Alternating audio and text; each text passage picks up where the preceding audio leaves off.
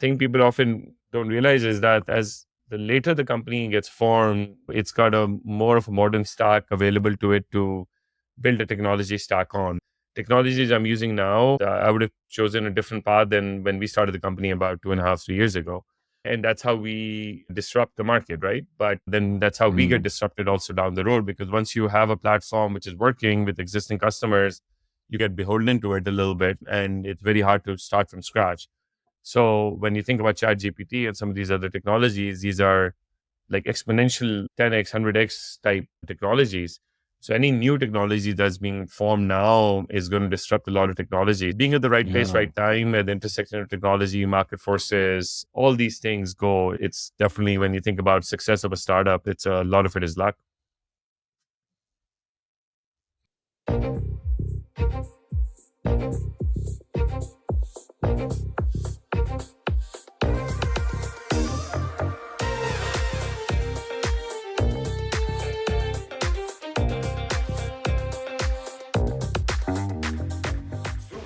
Welcome to Super Entrepreneurs Podcast. Today we have with us Yasir Ali. Yasir Ali is the founder of Polymer HQ, a no-code data loss prevention for third-party SaaS platforms to limit sensitive data exposure via anonymous remediation. Beautiful. That was pretty Welcome good. to our show. Thank you, Shahid. So tell us more. Can you elaborate on this? It sounds quite over my awareness level, but I would love to learn more about it.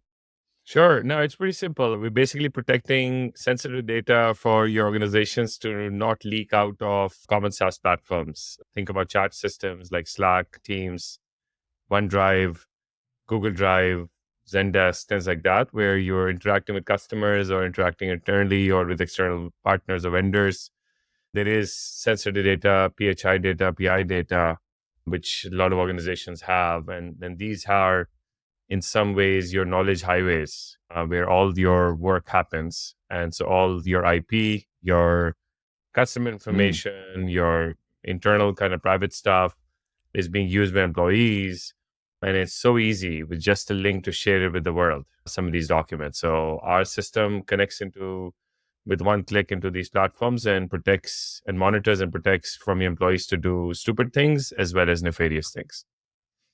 So it actually tracks every conversation that's happening in a corporation, anything that's being shared. It's looking at what's coming in, what's going out to make sure nothing is leaked, correct? Correct. And we will warn the user saying, hey, you did something wrong, or we will go ahead Mm. and redact it out if need be, or we will expire the links immediately. So there are various remediation options, but more importantly, we want to train the employees into being better data stewards, because cybersecurity is becoming so intractable that without the help of the overall organizations, having a few people sitting at the top trying to manage data exposure risk is just not feasible, especially as we scale up into cloud.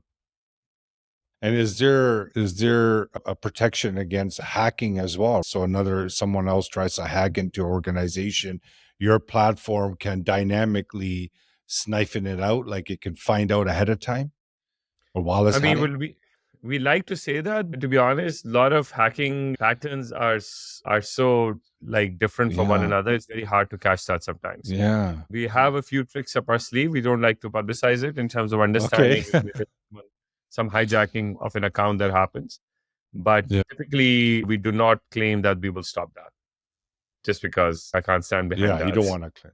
Yeah, you don't want to Yeah, claim that because you never know, and exactly. especially with some of these hacking organizations or individuals are getting really advanced, and making that kind of commitment will be difficult. But when it comes to this checking what the company staff is doing in the organization, it sounds quite dynamic. So does this enforces if someone is working at home as well, like offshore, Yeah. So offsite? offsite, yes, that's the whole intent. Because we can log into these platforms from anywhere, from home or any unsecured Wi-Fi, Yeah, even, and people can download these documents locally on their computer, and yeah. then they like free for all at that point for in many cases.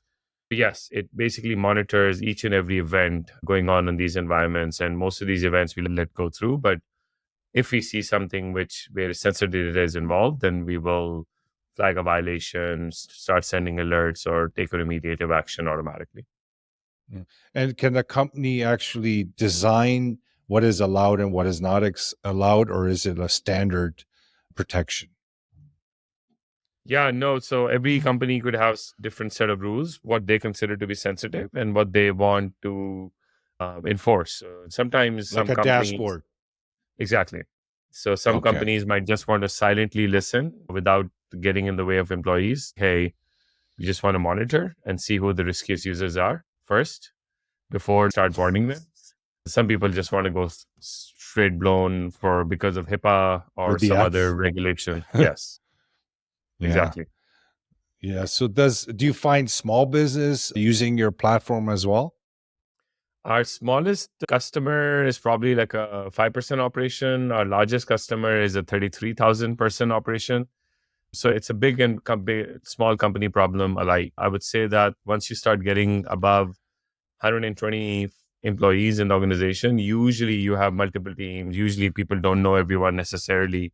It starts becoming a real like a problem. But we've seen with remote work, as people work in multiple areas, there are just like some 5 to 7% of your employees in general are just sloppy with data, and they're just risky users, which you want to have an eye on. Yeah, that's so true. And this kind of polices it, right? Enforces it. Might be just your logo that actually makes them feel like I got to be careful here.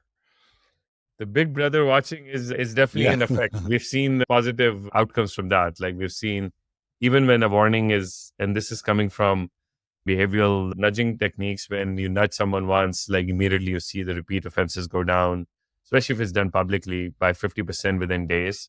So it does have a very positive effect of having a big brother there, in this case at least. Yeah, for sure. And can you share any other stats from using your product and not using it for a business?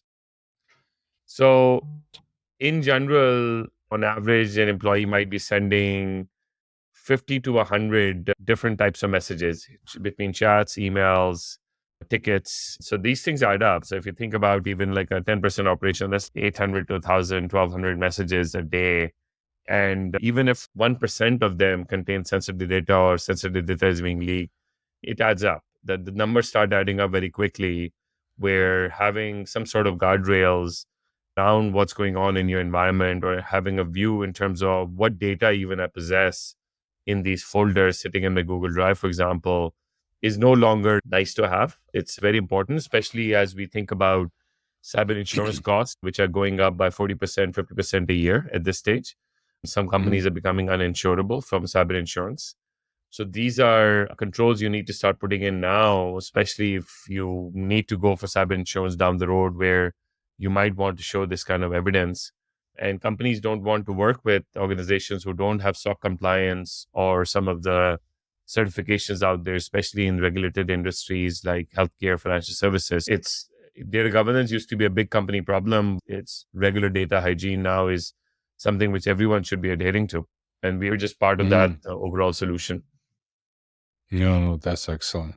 You're doing great work, Yasser, because it's scary, right? Like the talent that's out there and the garbage that can be done and the damage that can be done in a business if you don't have something like this, right? Yeah, no, it's and you hire these employees, you vet them, you verify them, you do background checks, Everything. but no one is checking in terms of how careful are they with their keys, Yeah. wallets, like personal information. So when you start taking that analogy in place, how careful are they going to be with your data? And your weakest link is your weakest link in terms of leaking kind of company jewels, company secrets, and maybe even putting you on a liability overall. And people used to think email was the only way with the phishing attacks, where you click a link and then you're basically Yeah. downloading a virus. That typically is the form, but SaaS has so many holes within these platforms themselves that people fail to realize how easy it is to leak information or just be sloppy about it, that can cause large consequences. Yeah. So you sound like a genius, my friend. This is next level. How did you get into all this? Pure luck. I'm not a cybersecurity person. I used to be a bond trader Oh, back in the day. really? Yes. You were what? Sorry? A bond trader, subprime No mortgage trader. way. Yeah. Wow. Yeah. A computer science major, but yeah, I was in trading during the financial crisis and then fell into tech consulting, which kind of saw these problems in multiple places I looked at. There's no genius around it. It's just keeping eyes open in terms of what recurring problems are in organizations and just coming up with a solution which goes beyond a consulting gig. That's what this journey has been, and that's how the product came about. Yeah, it's just there's so many different angles, right? When it comes to this stuff, it's not linear. There's so many variables to it to make sure that you have all the bases covered. It requires some very dynamic type technology and coding for you to Yeah, kind of. no. So one thing people often don't realize is that as the later the company gets formed, it's got a more of a modern stack available to it to build a technology stack on. Technologies I'm using now, I would have chosen a different path than when we started the company about 2.5, 3 years ago. And that's how we disrupt the market, right? But then that's how we get Mm, disrupted also down the road, because once you have a platform which is working with existing customers, you get beholden to it a little bit, and it's very hard to start from scratch. So when you think about ChatGPT and some of these other technologies, these are like exponential 10x, 100x type technologies. So any new technology that's being formed now is going to disrupt a lot of technology. Being at the right place, yeah. right time, at the intersection of technology, market forces, all these things go. It's definitely, when you think about success of a startup, it's a lot of it is luck. Yeah. Now you speak about about artificial intelligence. What do you feel the What do you feel in your industry the effect it may have moving forward if it becomes more mainstream?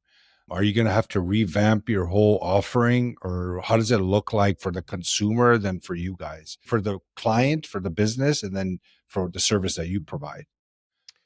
Yeah, so I'll talk more broadly. Broadly. The chat GPT and all these things, there is definitely an immediate play around search, how it could disrupt Google. Reality is most of the people are not asking questions around, like, they want to see options before they can click on something. Okay, I want to see list of restaurants I want to select from. I don't want you telling me where to eat today. Those searches are not going to go away. So there will be a subset of search which is going to get disrupted, and ChatGPT and Bing, Microsoft will take some sort of market share of that from Google. But when you think about a lot of these AI technologies, what the underlying differentiation is, what data set they were trained on. And companies who have access to this data set usually are in the best position. So publishers, they can charge more to Google, they can charge more to Microsoft around how their content can be crawled. They might stop some bots to crawl their content. For example, even now you can say do not follow, and Google won't be able to run their algorithm on your web page, for example. So when you think about companies like us sitting within the customer Hmm. environment, having access to, at least the bot having access to all this data, which is specific to organization, we find ourselves in a very enviable position where some of the trained models or predefined models which we have right now, we see a lot of scope around coming up with non-reinforced learning, which is AI out there based on company kind of heuristics, specific to different verticals, specific to different clients. And we'll be able to track. We can already see that right now. We can see different, for example, one thing we already surface is based on the history of how your platform is being used. If an employee wakes up at 2 o'clock in the morning is and downloading a lot of files, for us, that is an anomaly which will get flagged, for example. And if no one in the organization works at 2 a.m., for example, in Yeah. general. So we have that data, we do surface that data. So I think for us, it's less of an issue. But broadly, though, there is going to be a lot of industries that will get disrupted and new ones form. So it's a pretty exciting time. Yeah. But do you think it could disrupt what you're doing, artificial intelligence, as it gets more and more complex and intelligent? Yes, for sure. Anything Yeah. could disrupt Yeah. anything really out there. When you think about AI, there's so much Yeah. progress going on. It's inevitable in Mm, some cases. yeah. Are you guys looking into being proactive on that side? for your firm? Not really. For us, like the market opportunity of what we're doing right now is so massive that we don't need to. We can just, but we do have pieces of AI already in our platforms. Okay. It's just a matter of focusing on what's needed right now. For us right now, the Mhm. customers are asking do the basic stuff first before Yeah. we get these anomaly detection type alerts. And so the focus is solving the 80/20 rule right now. And 90% of the Mm. market has zero visibility on what's happening in the SaaS. Even for us to run NLP and provide that insight, that alone is a leap function available in the market. Do you know that percentage of how many businesses, for example, in America, that are investing in cybersecurity and your type of protection and the ones that are not? Is there a stat on that? There are in I think US, there's 75,000 cybersecurity companies out there. That was a start about 2 years ago, old or something. I don't know. It's Yeah. probably gone up by now. So Yeah. cybersecurity, I mean, is massive. It's growing. Investments, I think public, like it'll be the hundreds of billions of dollars was investments last year. I don't know what the number is going to be for this year, but the last couple of years, I guess. But yeah, no, the space is pretty ripe. People still need the cyber protection. That's a problem not going Mm. away even in a recession. It seems Yeah. unlikely right now, It's at least. needed. Yeah, it's needed. It's very important. Do you guys actually protect people using their mobile devices as well, like iPads and phones connecting to corporate sites? So as long as the SaaS platform is running over these platforms, yes, it's part of the purview. Okay, if it's If part you of run that. using Teams on iPad, it's covered. Obviously, if you're using OneDrive, it doesn't matter where you connect into. It's cloud native, right? Yeah. Okay. Cloud based. Yeah, Very good. Yasir, so can you share with us what your innermost superpower is that got you to this point in your life? that's it. That's a difficult question to answer. I Take your don't see time. it's one. I guess being humble, being Huh? open to learning Good. new things. I think that's an important thing. You have to have humility around what you don't know and keep learning and try to get Yeah. better every day. Open That's mind. that's pretty simple. Yeah. And where do you want to take this company in the next couple of years? So we're growing, we're scaling up. So we're probably going to get bigger, both in terms of size, Awesome. Love it. and let's see. Yeah, this is a big problem. We're hoping we can get some market share from solving this. Yeah.